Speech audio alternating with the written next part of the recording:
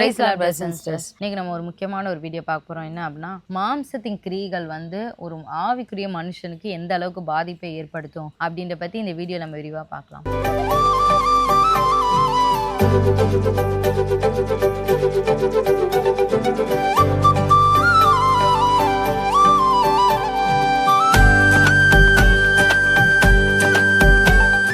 பொதுவாக பார்த்தீங்கன்னா மாம்சம் அப்படின்னாலே ரொம்ப ஆபத்தானதான். நம்ம இன்னைக்கு ஸ்பெசிஃபிக்காக வந்து அந்த மாம்சத்தின் கிரியைகள் ஆவிக்குரிய மனுஷனுக்கு என்ன பாதிப்பு ஏற்படுத்தினா பார்க்குறோம். உலக பிரகாரமாக இருக்கிற மனுஷங்களுக்கு எப்படினாலும் அந்த மாம்சத்தின் கிரியை என்னைக்கே ஒரு நாள் பாதிப்பை ஏற்படுத்த தான் செய்யும். ஏன்னா பாவத்தின் சம்பளம் மரணம்னு ஆண்டவர் சொல்லிட்டாரு. அது இன்னைக்கே அல்லாட்டினாலும் என்னைக்கோ ஒரு நாள் அது வந்து முடிய தான் செய்யும், மரணத்தை தான் முடியும். ஆனால் ஆவிக்குரிய மனுஷனுக்கு அது ஏன் ஆண்டவர் ஸ்பெசிஃபிக்காக சொல்றாரு அப்படின்றத நம்ம பார்க்க போகிறோம். முதலாவது பார்த்தீங்கன்னா 3 முக்கியமான மாம்சத்தின் கிரியைகள் பார்த்தீங்கன்னா அது கேட்டகரி நிறைய இருக்கும். நம்ம ஒரே வீடியோலாம் அது எல்லாத்தையும் நம்ம பேச முடியாது. இன்னைக்கு இச்சையின் பாவம், அப்புறம் ஆசைப்படுறது, அதுக்கப்புறம் பெருமை. இந்த 3 வந்து ஆவிக்குரிய மனுஷங்களுக்கு உள்ள வந்துருச்சுன்னு வைங்களேன், அது வந்து ரொம்ப நம்மளை வந்து அழிச்சிரும். அதுதான் நம்ம இந்த 3 இதை பத்தி தான் நம்ம வந்து பார்க்க போறோம். அது முக்கியமா ஒரு அனாயிட்டட் பீப்புள், ஆவிக்குரியவங்கள், இல்லைன்னா ஒரு பெரிய பெரிய அசைன்மெண்ட்ல ஆர்டர் நம்மளை நியமிச்சிருக்காரு, இல்லைன்னா உங்க குடும்பத்துல ஒரு தலைவரா இருக்கலாம், இல்லைன்னா ஒரு இடத்துல உங்களுக்கு ஒரு பெரிய பதவியில இருக்கலாம், நீங்க தான் ஒருத்தவங்க ரசிக்கப்பட்டவங்களா கூட இருக்கலாம், அந்த ஒரு தனிப்பட்ட அந்த ஒரு நபரா கூட நீங்க வந்து இருக்கலாம். ஆனா அவங்களுக்கு இந்த ஒரு விஷயம், இந்த 3 விஷயம் வந்துருச்சு அப்படின்னா எந்த அளவுக்கு நிலை குலையலாம் அப்படிங்கிறத நம்ம பார்க்கலாம். முதலாவது பார்த்தீங்க அப்படின்னா 2 சாமுவேல் 11ஆம் அதிகாரம் 1-2 வசனத்தை நம்ம வாசிக்கிறோம். மறு வருஷம் ராஜாக்கள் யுத்தத்திற்கு புறப்படும் காலம் வந்த போது தாவீது யோவாபையும் அவனோட கூட தன் சேவகரையும் இஸ்ரவேல் அனைத்தையும் அம்மோன் புத்திரரை அழிக்கவும் ராப்பாவை முற்றுகை போடவும் அனுப்பினான். தாவீதோ எருசலேமிலே இருந்து விட்டான். 2ஆம் வசனம். ஒரு நாள் சாயங்காலத்திலே தாவீதன் தன் படுக்கையில் இருந்து எழுந்து அரண்மனை உப்பரிகையின் மேல் உலாத்தி கொண்டிருந்த போது ஸ்நானம் பண்ணுகிற ஒரு ஸ்திரீயை உப்பரிகையின் மேல் இருந்து கண்டான். அந்த ஸ்திரீ வெகு சௌந்தரவதியா இருந்தார்.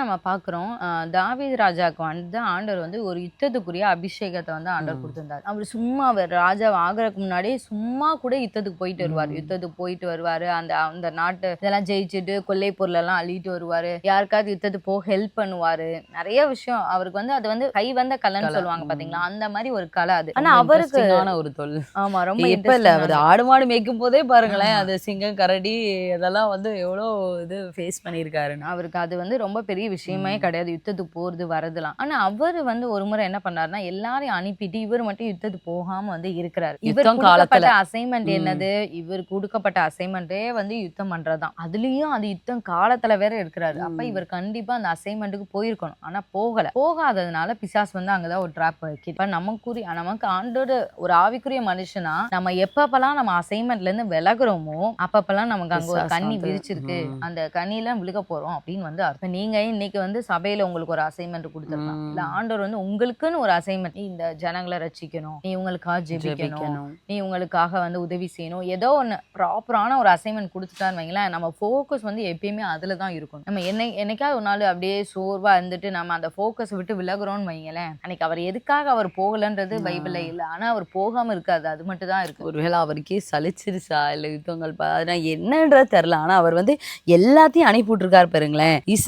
இஸ்ரவேல் அனைத்தையும் பாதி பேர் அங்க இருக்க, என்ன இங்க வேலை இருக்கு, அங்கங்க வீட்டுல இருக்க ஸ்திரீகள் மட்டும்தான் இருந்திருக்காங்க, மிச்சம் எல்லாத்தையும் அனுப்பிவிட்டுட்டு அவர் ஒரு ஆள் மட்டும் ஒரு ஆம்பளை மட்டும் தனியா இருந்திருக்காரு வச்சுக்கோங்க, பாத்துக்கோங்க. அப்பதான் வந்து அந்த பிரச்சனை வந்து அப்ப வந்து பார்க்கும்போது ஒரு ஸ்திரீயை வந்து பாக்குறாரு. ஸ்திரீயை பார்க்கும்போது அந்த இச்சையின் பாவத்துல வந்து விழுகிறாரு. இப்ப இன்னைக்கு வந்து ஒரு ஆவிக்குரிய மனுஷனா நீங்க வந்து சபையில வந்து நீங்க வந்து ஒரு நல்ல ஒரு பொறுப்புல கூட இருக்கலாம். ஆனா அந்த பொறுப்புல ஆண்டவர் உங்களுக்கு சொல்றத மட்டும் ஃபோக்கஸ் பண்ணலன்னா சபைக்குள்ளே இச்சையின் பாவம் வந்து அதுலயே நீங்க விழ வேண்டிய ஒரு சூழ்நிலை வரும். இல்ல நீங்க ஆபீஸ் போறீங்க, ஆபீஸ்ல உங்களுக்கு ஆண்டு என்ன அசைன்மெண்ட் கொடுத்துருக்காரோ, என்ன ஒர்க் கொடுத்துருக்காரோ அதை மட்டும் தான் நம்ம பார்க்கணும். அதை பார்க்காம கொஞ்சம் நம்மளுடைய ஃபோக்கஸை திருப்பணும்னு வைங்களேன், கொஞ்சம் ரிலாக்ஸா இருப்போம், கொஞ்சம் என்டர்டைன்மெண்டா இருப்போம் அப்படின்னு நினைச்சோன்னு வைங்களேன், அங்க கரெக்டா ஒரு இச்சையின் பாவம் வந்து வரும். அந்த கண்ணியில வந்து விழுகணும். தாவீது எழும்பி வந்தாரு, ஆனா ஒரு பெரிய இதை கொடுத்துட்டு வந்தார். அவருக்கு ஆண்டர் பாவத்தை தேவையில்லாத பிரச்சனை இதெல்லாம் வந்து அவருக்கு வந்து எப்படி சொல்ல, அவர் இருக்க யுத்த காலத்துல பிரச்சனையும் அவர் தேசத்துல இருக்க பிரச்சனையில தேவையில்லாத வம்ப வந்து விலைக்கு வாங்கி வச்சுக்கிட்டார். அந்த மாதிரி நம்மளும் அப்படிதான். அது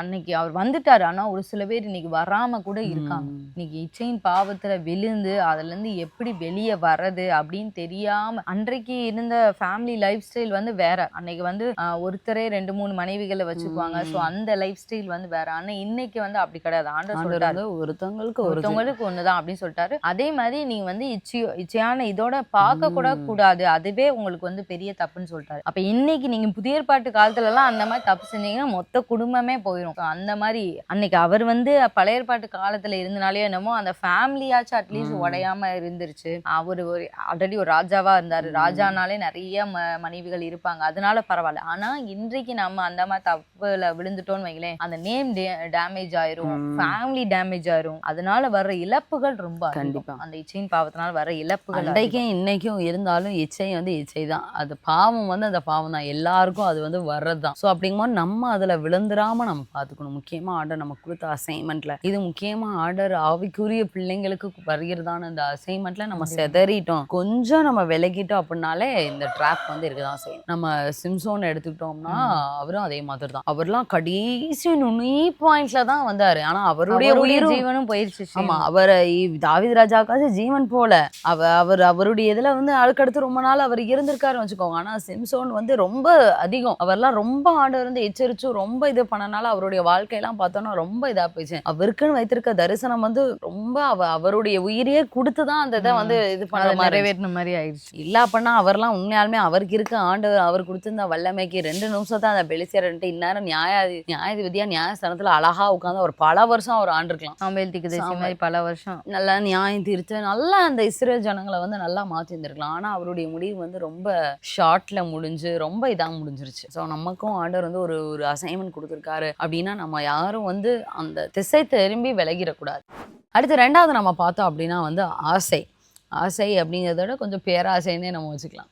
அது அந்த கிரீட் அதை நம்ம சொல்லுவோம்ல. ஸோ அது வந்து ஆண்டர் நமக்கு அது வந்து நம்ம கிட்ட இருந்துச்சு அப்படின்னா ஆண்டர் நமக்கு கொடுத்துருக்கதான அந்த அசைன்மெண்ட் அப்படியே அழிச்சு போட்டுரும். நம்ம உதாரணத்துக்கு நம்ம பார்த்தோம் அப்படின்னா நம்ம வேத்தை தான் பார்க்கலாம். கேயாசி எல்லாருக்குமே தெரியும். கேயாஸ் வந்து யார் அப்படின்னா எலிசா தீர்க்கதரிசியோட வேலைக்கார். கேயாசிக்கு வந்து ரொம்ப நாளா தீர்க்கதரிசியோட பிரயாணம் பண்றாரு.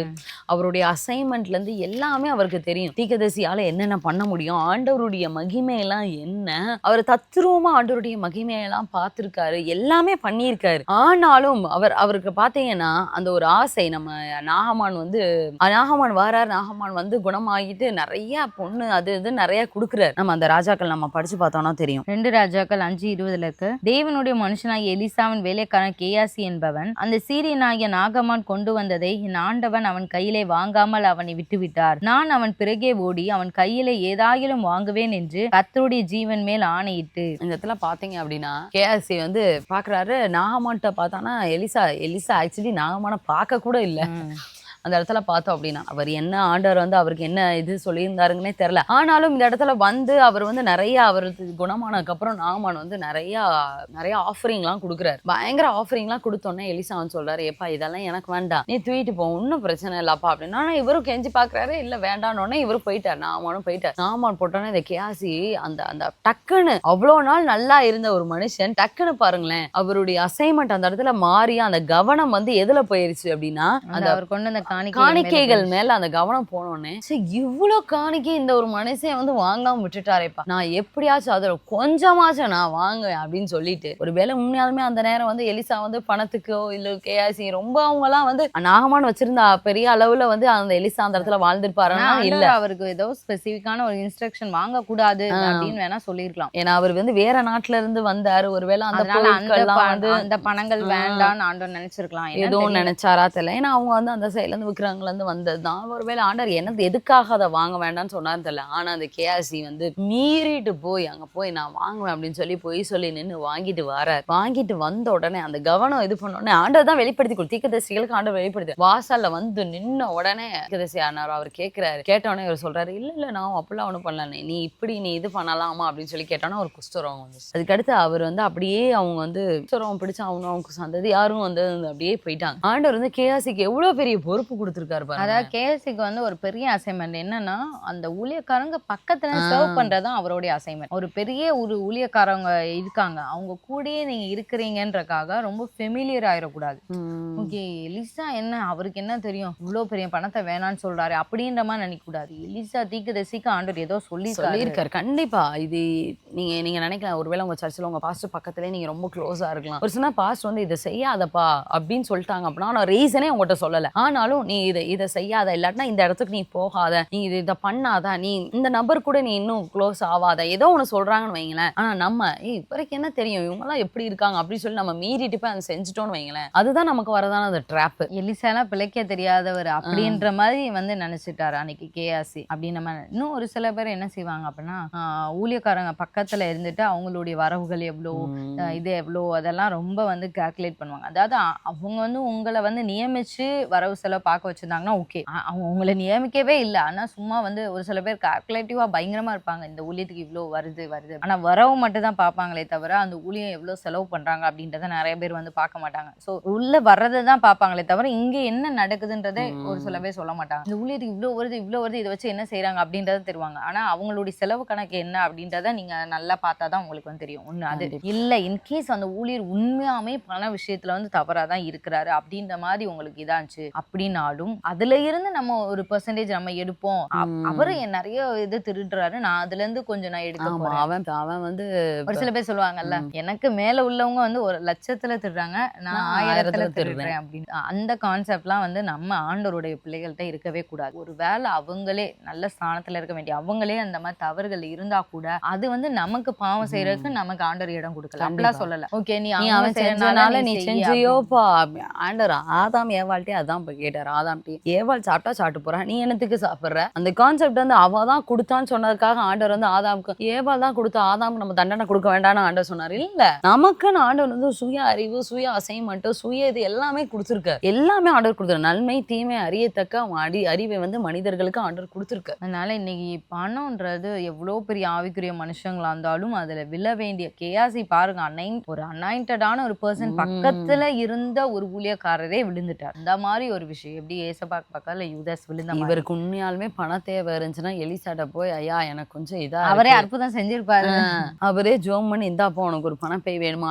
யூதாஸுக்கும் அதேதான், ஆண்டவர் என் பணப்பை கொஞ்சம் எனக்கு அதுல விசுவாசமா இருக்கேன், இருந்தாலும் கொஞ்சம் நிறைவா எனக்கு கொஞ்சம் கொடுத்துட்டீங்கன்னா ஆண்டவர் உண்மையாலுமே கொடுத்திருப்பாரு. அதை காட்டி கொடுத்து இப்படிதான் அதை சம்பாதிக்கணும், இந்த மாதிரி இதுல போய் ஏமாத்தி அந்த இடத்துல இவங்ககிட்ட வேண்டான்னு சொல்லி ஏமாத்தி போய் அந்த இடத்துல அதை சம்பாதிச்சு துரோகம் பண்ணி அவங்கள வளர்த்து விட்டு அவங்க அந்த மினிஸ்ட்ரிக்கே வந்து துரோகம் பண்ணி அநேகர் வந்து இருக்காங்க, தன்னை வளர்த்த மினிஸ்ட்ரிக்கே துரோகம் பண்ணி நான் ஒரு காசு சம்பாதிக்க போறேன் அப்படின்றவங்க இன்னைக்கு நிறைய பேர் இருக்காங்க. ஆனா அந்த கேஆசுடைய முடிவும் பரிதாபமா இருந்துச்சு, யூதாசுடைய முடிவும் ரொம்ப பரிதாபமா இருந்துச்சு, 2 பேருடைய முடிவு பரிதாபமா இருந்துச்சு. சோ இந்த விஷயத்துல ரொம்ப ஆசை அப்படின்ற விஷயத்துல ஆவிக்குரிய மனிதர்கள் விஷயமா இருக்கலாம், அவங்களுக்கு பதவி விஷயமா இருக்கலாம், எல்லாத்துலயுமே நம்ம வந்து அந்த ஆசைகள் வந்து நமக்கு வந்து நம்ம கரெக்டா இருக்கும். ஆண்டவர் உங்களுக்கு தர வேண்டிய நேரத்துல ஆண்டவர் நிச்சயமா தருவார், அதுல எந்த ஒரு மாற்று கருத்துமே இல்லை.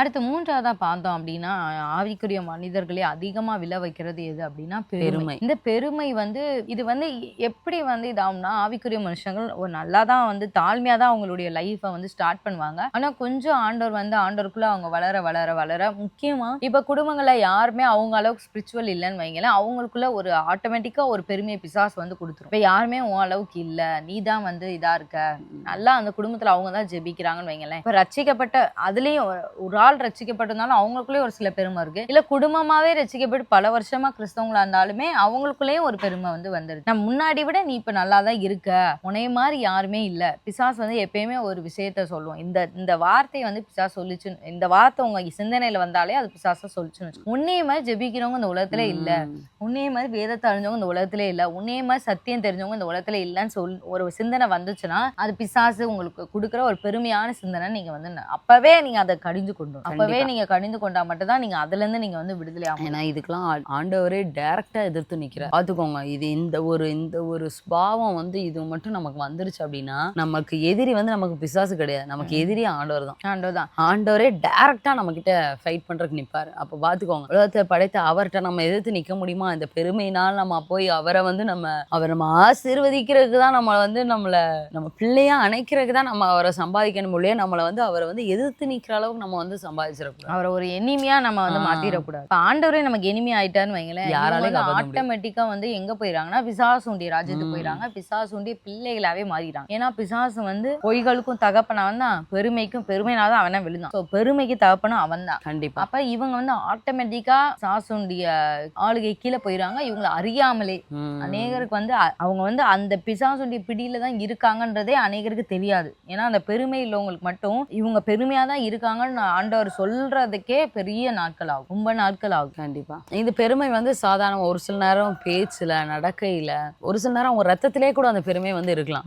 நிறைய பேத்துக்கு வந்து அது இருக்கு. நம்ம அதையும் நம்ம ஜாக்கிரதையா இருக்கணும். ரத்தத்திலே அவங்களுக்கு பெருமைனே தெரியாது. ஏன்னா அவங்களுக்கு பரம்பரையா அவங்க அப்படியே தான் வந்து வந்திருப்பாங்க. அவங்களுடைய முன்னோர்கள் அதே மாதிரி பேசியிருப்பாங்க, அவங்களும் அதே மாதிரி தான் பேசுவாங்க. உங்க குடும்ப நபர் கூட உங்களுக்கு சொல்லியிருக்க மாட்டாங்க. ஆனா வெளியே இருந்து யாராச்சும் ஒருத்தவங்க இவங்க இவ்வளவு பெருமையா இருக்காங்க உங்களுக்கு தெரிஞ்சாலே, நிறைய பேர் 1-2 பேருக்கு மேல சொல்லிட்டாலே நீங்க அந்த இடத்துல அனலைஸ் பண்ணி பாஸ் பண்ணி நம்ம பார்க்கணும்.